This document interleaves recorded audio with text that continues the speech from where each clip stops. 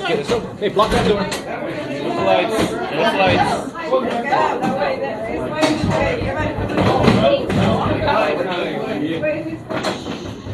So I'm calling the 911.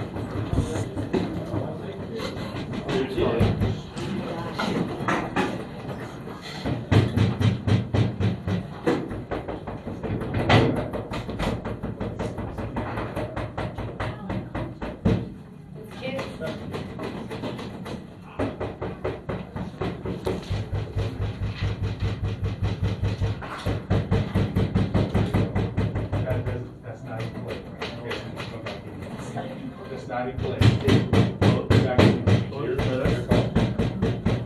It's not in play. It's not in play. Nice try.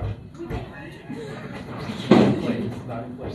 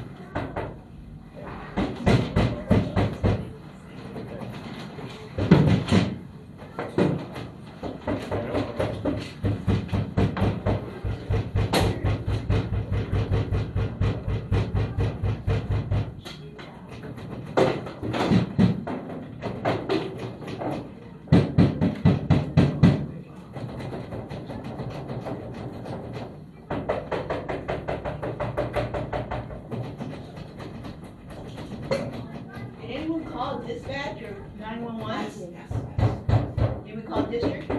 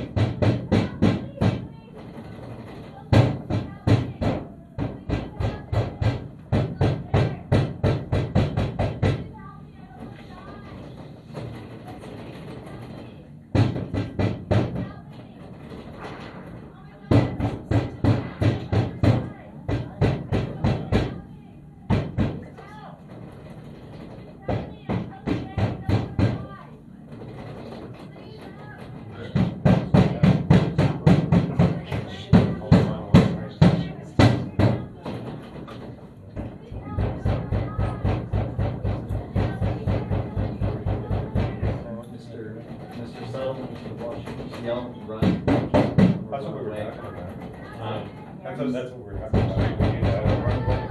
Yeah. No, I'm saying, we were discussing, should we do that? Attracting a lot of attention. A shooter telling them to do this, and that would indicate our position. If you were to, that would give us a We position. did an actual last, we should, so we're walking the line, in this room, right? Yes. So we should like move right away. That's what happened with Sandy. But should you check to see, hey, get your in first, and then I'll do the primary. And then I'll go to the you see what,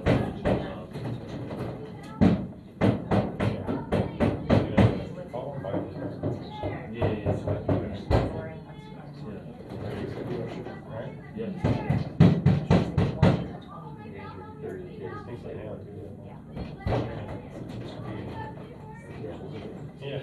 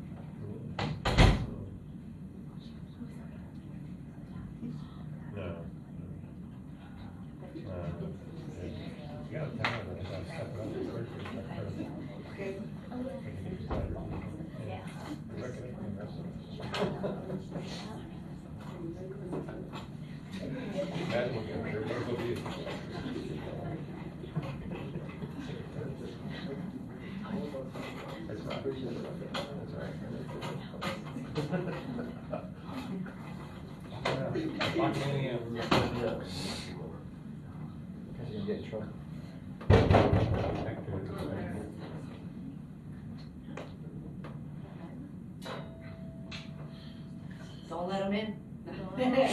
We don't know. No, I don't know. It's up to you guys. I don't know if it's over or not.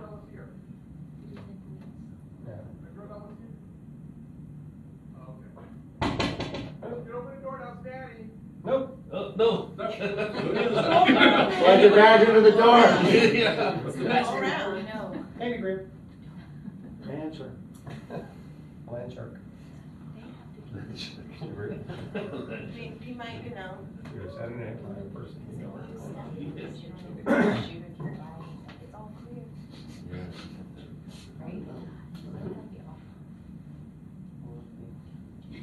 Three hours later. Hit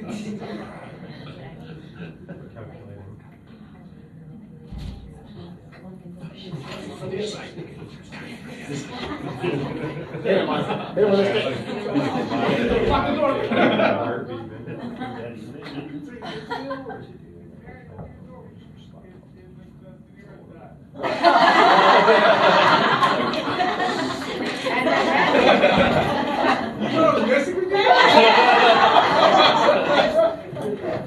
Good job, no? Right, right.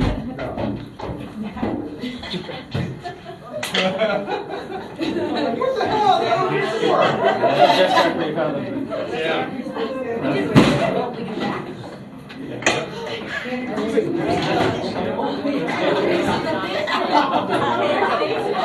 Where's David? Where's David? David got taken. We lost David. Well, one thing I know is this group is not opening a door for anybody. But we lost David. Did you get stuck on the other? They fired? Uh-oh. He ran, huh? Where is he? Oh, he's in the other room. Yeah, can we get? Oh, because he ran? He ran, yeah. Okay, this is how you play.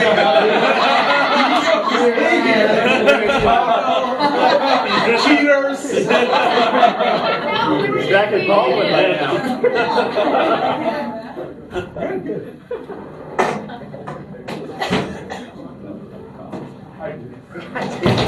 Good, good. Like that great. Having a breakfast. Any thoughts? Any comments? The first thing I thought this time, let me look for weapons. Like over there, I saw the flagpole and a piece of wood, and I was like, "Here, Tam." Or like, I don't know, it was different. I didn't think of helping the person. It's like, okay, protect. And now I saw that you had more stuff on the door as well. Yeah. Yeah. Okay, but running wasn't an option, but that would be the first option, is to run, then hide, or that's your second option. Right, and somebody said, I don't know where that leads to, but you go to different conferences throughout the district, so you kind of want to become familiarized with your site. I know, I had a conversation with Debbie about, she usually calls Monterey Park Police, but she could be covering an Alhambra site, so you need those full numbers on your cell phone. Should you be, especially the APs who cover two sites, should you be at a different site? But if you ran out there, wouldn't you be running in, you could be running into multiple, like, there's another shooter on, You never you're know. running out of that door, you're running into the arms of another shooter. You don't know what You you're don't running know. into, Right. so you have to think about that. What you have to remember is, what do I need to do to preserve life? That's really it. So, am I gonna be safe here covering? I know some of you covered here, but you're right in the direction of the window, right? That little window, and you're all here. So you wanna look for ways to protect yourself, maybe flipping this table, maybe under the desk. I know some of you did a really good job hiding over there, but it was under the table. What could you, I know Chris did a good job, because Chris flipped his desk. My partner next to me flipped her desk. Yeah, but that table wasn't flipped. That table right there, I think the person was under the table, but flipping it would give you an extra layer of protection. Again, we don't know if it'll go through the wood, but at least you're hiding. Anything, any other thoughts? Some of us on this side, I'm sorry, some of us on this side had some great conversations about should we let the kids in or should we tell the kids to run or something like that. And Brad brought up a great point where some of the active shooters could be our own students. So, you know, don't let them in, don't talk to them, don't give up your location type thing. Right, that's when Manny was knocking, we were thinking it's still part of the role play, but it could be the principal knocking on your door. And we don't know, it could be an administrator, it could be a teacher, you don't let that person in. They need to find an open space to hide or run. Now, I'm gonna throw this question out for you guys. What if that was your child? Or that was your nephew or nieces or cousin? Or let's say they go to a different school, would you want the staff member in that classroom want to open the door? How do you guys feel about it?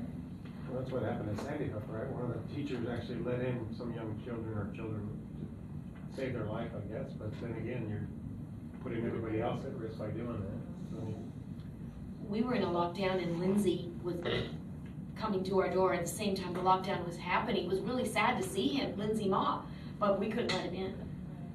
The same thing when we had a lockdown at St. Gabriel, the delivery trucks were coming in, and they needed to drop off the breakfast for the kids at that time, and we didn't let them in. They had to drop off the breakfast, but we couldn't let them in. So you need to be cognizant of those things as well. Yes? I think when the lockdown happens, I mean, there are kids who could be outside walking around. Really make sure that they get into your room before you lock it. If they're running around and they're trying to find a room and the other rooms are locked, then they're kind of stuck, right? I mean, so this could have been a student that was in that predicament. That I can't find a room that's available for me, and so I'm vulnerable. And so before we start closing the doors, we go and check to see hallway and okay, who can I bring into the room before we lock the door? So if I know some of them lock the door. Yeah. Should they peek first to see if there's any kids out there? Or do To they bring just in before they lock the door. Yeah, I actually had that opportunity because the door was You open can. just like it was right now. And so I went to close the door and I checked if it was locked, and it was. And at that point, I didn't see any kids out there. So the kids who were trying to get in, I didn't see them at that point. Right. So, and if I saw them, of course, I would have. Right, you can do that. I mean, again, like as Brad's saying, some of these active shooters are our kids. You know, I went to a class about a few weeks ago where they're talking about the active shooters are not your kids that you deal with most of the day discipline office. They're not the ones that are the taggers or anything like that. These are the kids that are possibly your ASB president or your student athletes or your straight A students.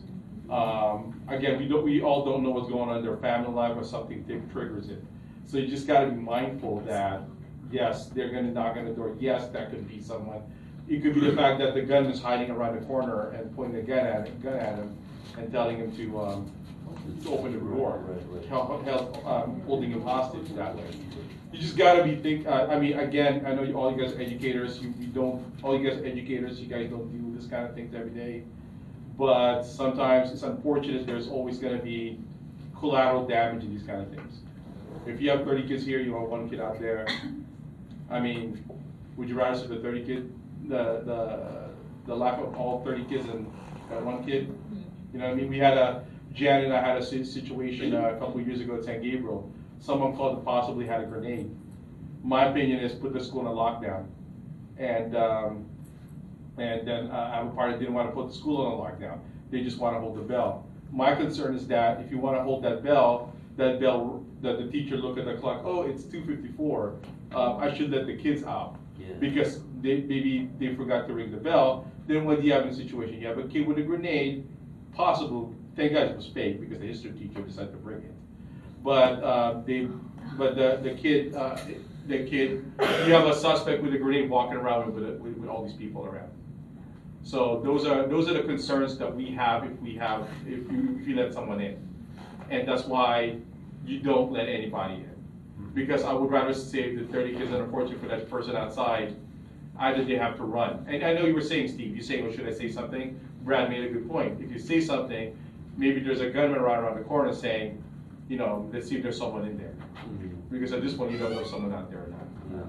And I think along the same story, something to learn from and remember was that day, I didn't have my keys on me. I just had them on my desk, and when I got the call, I ran up because that's what I was told to do. So when I'm knocking, at the moment that I'm knocking, a lockdown goes into play. Yeah. So that teacher was not letting me in that room, and I'm there to retrieve the object. So I just kept knocking. Luckily, he opened the door, but always make sure you. But he have should your not key. open the door. He shouldn't have opened the door. But always make sure that you have your keys. Actually, no, I called from my Oh, cell yeah, phone. okay. Student services, they called him to say it was me and it was green, and I was able to be let in. But make sure you always have your keys. It was that one day that I didn't. That you'll need them. Who called dispatch this time? I did. I thought that was interesting because it seemed that when Liz called, that Liz was on the phone longer. Yes. But for me, they were just like, okay, just make sure it's shut, okay, thank you, and then that was it. Okay. And then I called again the second time when the young lady was saying something about like somebody died. Okay. So I wanted to call again to say in case the paramedics needed to come.